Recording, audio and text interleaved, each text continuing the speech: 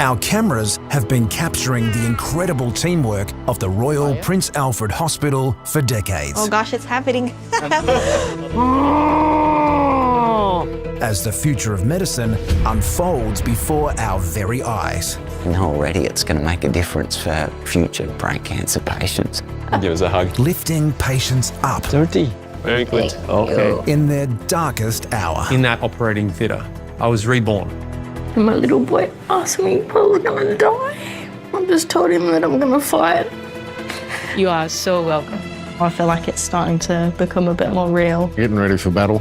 I'm not ready to die. Welcome back to RPA.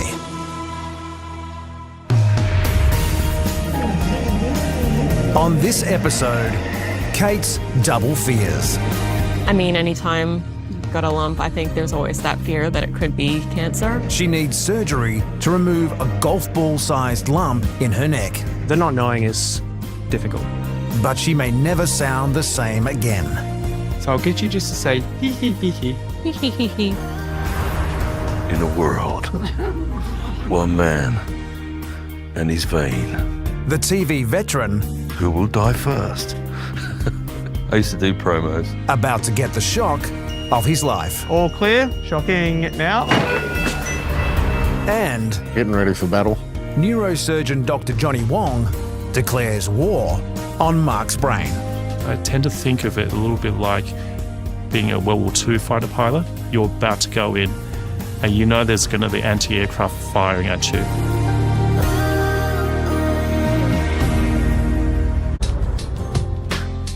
Four and a half hours west of Sydney is the town of Grenfell. Population 2,500. And just on the outskirts of this small, sleepy town lies a sheep and grain farm managed by 50-year-old Mark. The farm is mainly cropping and sheep, like canola and wheat and merino wool. Roughly 6,000 acres. Mark lives on the farm with his family. It's getting a bit cool now. I need a jumper on. His wife Deanna works as a nurse at the local nursing home, and daughter Kelly goes to school. Get up. Thank you. Typical day like at harvest time, and could be 15, 18-hour days. Like same with planting, like they're big days, 7 days a week. But Mark's working life changed dramatically 18 months ago. What about you? I just started having headaches and put up with these headaches for close to 12 months. Like, I just thought it was a grog, so I stopped drinking, and then the headaches still there, and then they got severe one day. And he had a really bad one to the point where he was curled up. He was in that much pain with the headache. So I took him into the Grenfell Hospital. Yeah, they done a heap of tests and that on me, and then we found out we had the aneurysm. And it's in the front lobe of the brain here. It's a ticking time bomb. The aneurysm is a weakness in one of the blood vessels in Mark's brain. If it ruptures, it could cause a stroke or bleeding into his brain. He's a good dad. He's stubborn. He doesn't really like to give up. I love his personality. He's funny. Oh, good boys. Can't be out working by myself. I've got to have someone with me, just in case it, does bust and I collapse and that. And yeah, it's a bit of I've always worked by myself most of the time. It does sort of get you down a fair bit. Tomorrow, Mark and Deanna will make the long drive to Sydney's RPA to see neurosurgeon Dr Johnny Wong about life-saving surgery. Mark and Deanna had an early start this morning, but the 5-hour drive from Grenfell to RPA is a small price to pay to save the 50-year-old's life. He's here to see neurosurgeon Dr Johnny Wong. Nice seeing you. Yep. Have a seat. Have a seat. Thank you. How's your trip, Dad? Yeah, good. Yeah? So, I just want to know whether you've had any episodes similar to this in the past. like, years ago? My younger days are catching up to me. Had a few accidents when I was young and stupid. I split my ute in half and lucky to be alive. And, I got kicked in the head by a horse when I was about 18. Okay. And other risk factors like blood pressure or smoking or anything like that? Well, I've got blood pressure and I smoke. Okay, yeah. So an aneurysm simply is a weakness in the artery.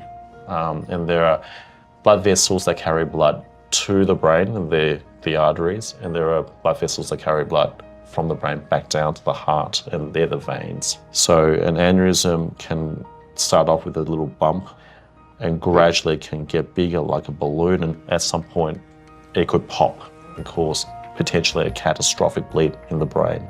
And it could be so severe that it could actually render someone unconscious, and they could even just faint and black out and potentially not wake up and die from that.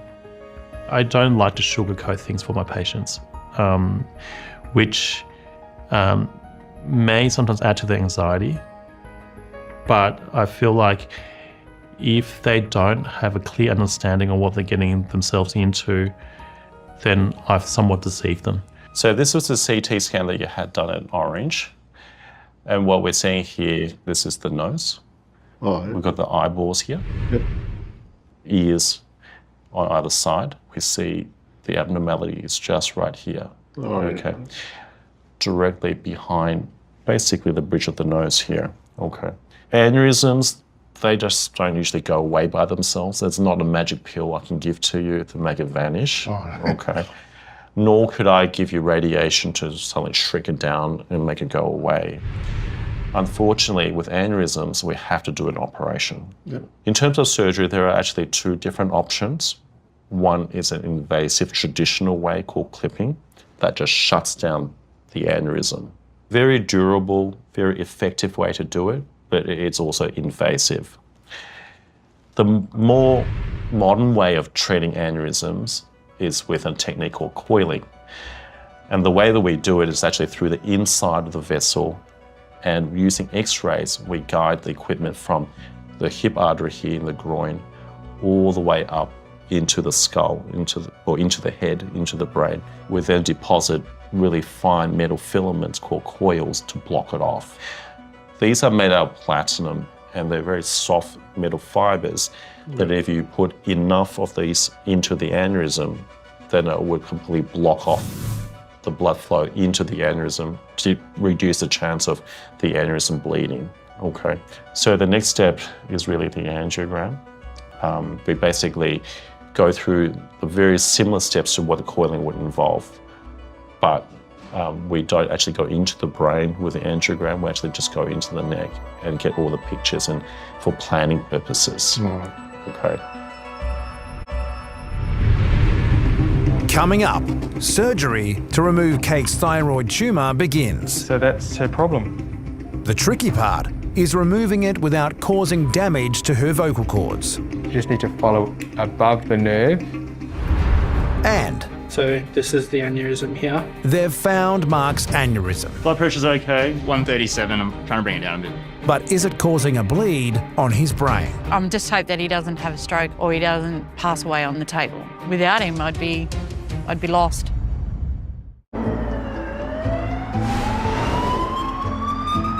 Unaccustomed to staying in a big city, 50-year-old farmer Mark and wife Deanna are a little disoriented this morning. I didn't get much sleep last night because of the traffic noise and all the other stuff.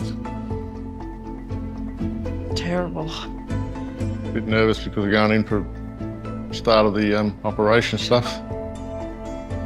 But Mark knows today's angiogram is a necessary evil so that Dr. Wong can confirm he's a candidate for coiling surgery to fix his brain aneurysm. Hi Mark, hi Deanna. Hi. Nice to see you this morning. Yeah. How are you? Good, self. Yeah? How are the nerves? Yeah, a bit nervous. But you'll be right. We'll get through this. I just love how clean and pure the brain is when you open up and see it for the first time.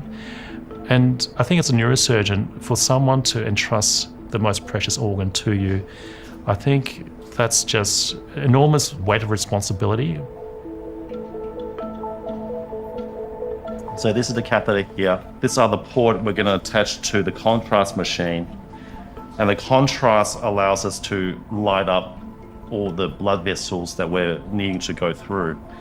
And that also will provide us with the information we need to treat the aneurysm later on. Mark has been given a twilight sedative, so he won't feel anything but can follow instructions as Dr. Wong guides a catheter from his groin via the femoral artery through the aorta and neck arteries and into his brain. All right, so the next step is to get into the artery in the groin over here, and we'll be using the ultrasound to guide us. Excellent, you're doing really well. Okay, just get very still. So we've got a small wire in the artery at the moment. And what I can see here is a wire on the screen in the aorta, which is the biggest vessel in the human body. So this is the first injection here with the contrast. You might feel a bit of flushing there, Mark, so just keep very still. It's crucial Mark now lies still as Dr. Wong pushes the catheter through his neck and into his brain. Don't breathe, don't move, don't swallow. Excellent, you did really well. You can breathe again. You can actually see the glimpse of the aneurysm over here, right in the middle, just like it was on a CT scan. Now that the catheter has reached where the aneurysm is, 3D imaging is done to get an up-close look and record accurate measurements for the coiling surgery ahead. So this is the aneurysm here, off the vessels right where it splits. All right, the wire can come out. And we're done, okay. Hi, Mark. How are you feeling? Good. Not too sore? No, just dry. You were snoozing a little bit. I heard you snoring a bit. I had a couple of nods. Yeah. All went very well. The arteries were a bit twisty and windy, so Right. it took a bit longer for us. Yep. We got all the pictures, and I think it's going to be coilable. We're going to be able to fix it through the groin. Yep. Beautiful. Might be able to have a beer. But that beer will have to wait a little while longer, as the real job is still ahead. 50-year-old Mark has returned to RPA with wife Deanna and daughter Kelly. He's about to have major surgery to fix a brain aneurysm. And as you'd expect, the whole family's pretty emotional. Sorry, guys. There is a big risk, and just worried that Mark doesn't have a stroke, and that's the worst thing that I'm actually thinking about. So, yeah. Mark, Deanna and Kelly are a close and supportive team. And on days like this, that's exactly what you need. How are you, Mark? Yeah. Yeah?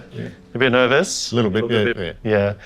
Anytime we're treating an aneurysm, there are risks involved. Yep. Okay, I don't think the risks are high, but there is probably roughly a 2 to 3% risk of causing a stroke or the aneurysm to bleed during the time and then result in a stroke. So they're the kind of the scariest things about the operation. Yep. Okay. So once all that's done, sort of won't be a ticking time bomb, will I? No. So we're going in, diffuse a time bomb. Yep. And then once it's out, once we've taken care of it, then you don't have to worry about it anymore. All right. Thank you. Look after you. Yep. Okay. Thank you. Yeah, no, getting ready for battle. There's a lot of preparation work to get close to the aneurysm. I tend to think of it a little bit like being a World War II fighter pilot, where you've got your target, you know you're about to go on your bombing raid, you're about to go in, and you know there's going to be anti-aircraft, firing at you. But you need to negotiate that, hoping that you go in without being hit. Dr. Wong will be going in to insert steel coils into Mark's aneurysm via a catheter that will wind its way from his groin up to his brain. The catheters, this one, for example, is 156 centimeters. So we're doing brain surgery from at least 1.5 meters away. And that's kind of the the uniqueness of what we're doing, that we are actually doing something very delicate. Well, let's do it. We're incrementally creeping closer and closer to the aneurysm, but there's a few tight turns that we need to make, so they'll probably make it somewhat challenging and could take a while. We've made base camp, essentially, and we need to just keep climbing up this mountain. We're getting close to the aneurysm, but I'm just finding it difficult getting the wire into the side branch. I'm working through all these catheters which have taken quite a few bends, and it's just one of those things where it's very much dependent on the anatomy. I'm just hope that he doesn't have a stroke on when he's, when it's happening, or he doesn't pass away on the table. That's what's going on through my head. Without him, I'd be really devastated. I'd be lost. Slipped into the aneurysm. After a few attempts, the catheter is now where it should be, inside the aneurysm. So we just got into the vessel. It's been really tight and challenging to get there, and I'm just worried that we're going to block off this vessel, so I need to work quick. Blood pressure's okay, Ben? It's 137. I'm trying to bring it down a bit. Did it go up at any point? Yeah, it did. Just now? About a minute ago. Can we draw some nimodipine, please? Or GTN? Can we have 200 mics of GTN, please? When there's increased bleeding in the brain, the blood pressure often goes up. If there is a bleed in Mark's brain, Dr. Wong needs to find where it is fast and fix it.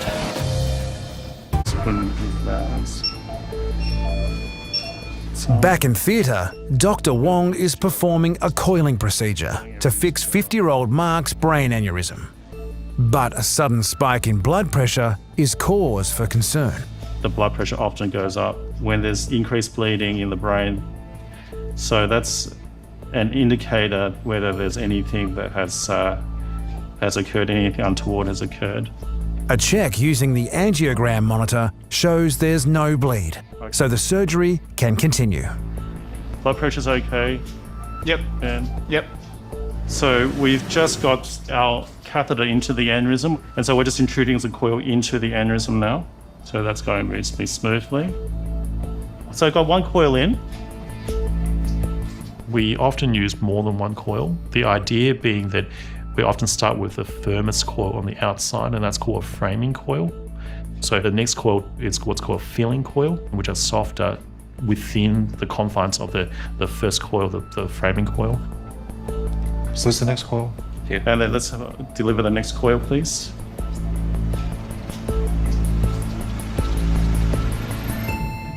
I think we're going to pull out.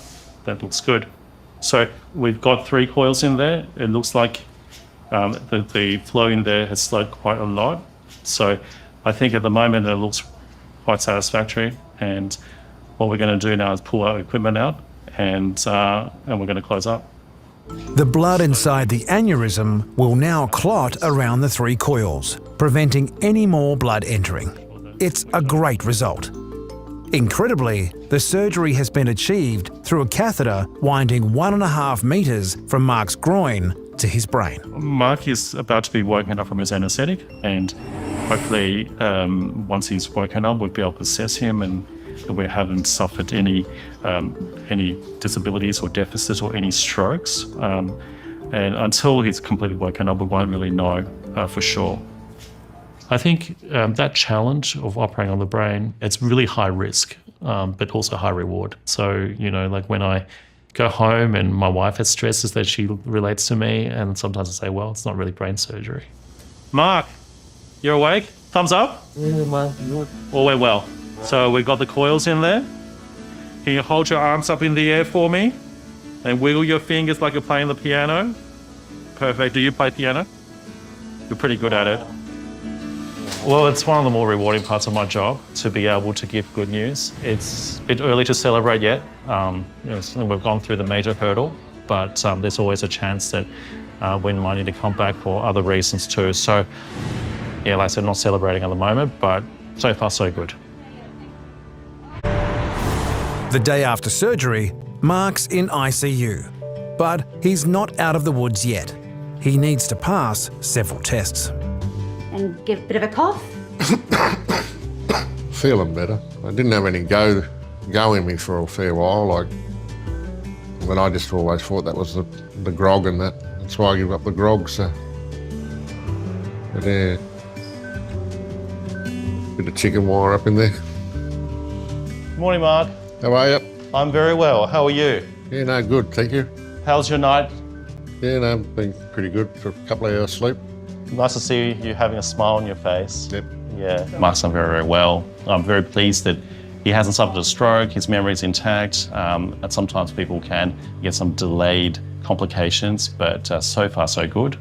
So what we have here is the CT scan that you had yesterday, okay, showing the skull, the nose we can see here, and that bright white dot represents the coils that we inserted the other day. Oh, right. And that's where your aneurysm was, yep. Okay, in the middle of the head. Okay, so we put 3 coils in there. So I was very, very pleased that we didn't have to place a stent to keep that vessel open. Yep. But the aneurysm is gone. There's no longer filling in the aneurysm, okay? So that's what you have in your brain. That's going to stay forever. Yeah. We're not going to take those out. No. Okay. I'll give you a job at fence at any time then. Good, okay. You can come up home for... I've got a second career, yeah. Perfect. All right, Mark. All right, thanks, well mate. Take care. Will do, thank you. All right, appreciate it. I think that challenge of operating on the brain, yeah, it's really high risk, but also high reward. I didn't think I had as much appetite for high risk things, but when I go home, I think back all the things I've achieved during the day, during the cases that I've done. It still astounds me that, you know, that I would have the bravery to do so and the courage to do so. All right, let's go.